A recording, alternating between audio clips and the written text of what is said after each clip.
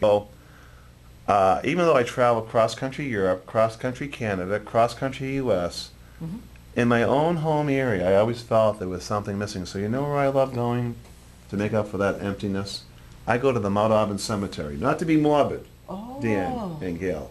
Not to be morbid. I go there because you want to know why? They have absolutely beautiful things that are all full of yes, life.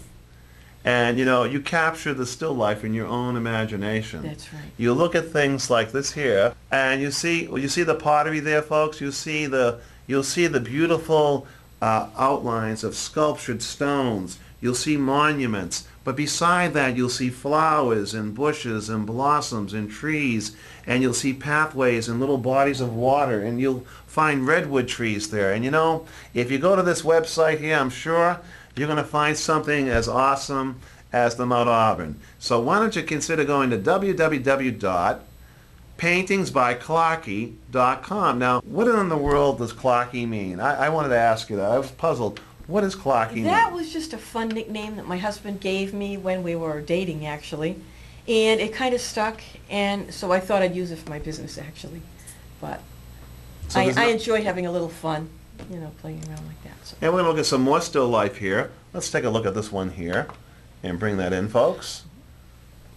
And what kind of what kind of, is that a picture or a vase? What would you do? That's like a very old antique vase, and what I did here is I took a photograph of an old antique vase and I put my own design of florals into it.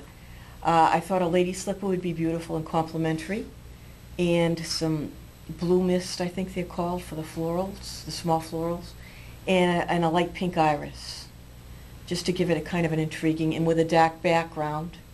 There again, it's a little dramatic, which is kind of what I like in my pictures also, drama, realism. Now, is that from a specific culture? The vase, the picture. It's probably maybe like a Victorian time vase, I would think. Now, we have people from England that are watching our show right now, you know.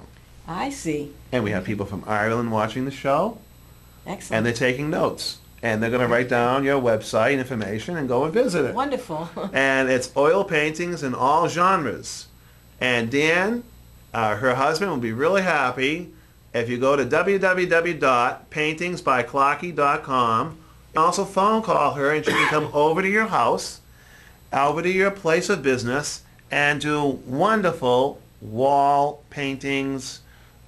She could do portraits of family members of yours, friends, and you could surprise them with a gift. You know, you can get involved with having a portrait made for a friend, a cousin, an aunt, an uncle, whoever it may be, and you know, just have a fun time surprising that person. She's willing to talk with you, and she'd love to talk with you and share with you because she loves creating art and making you happy.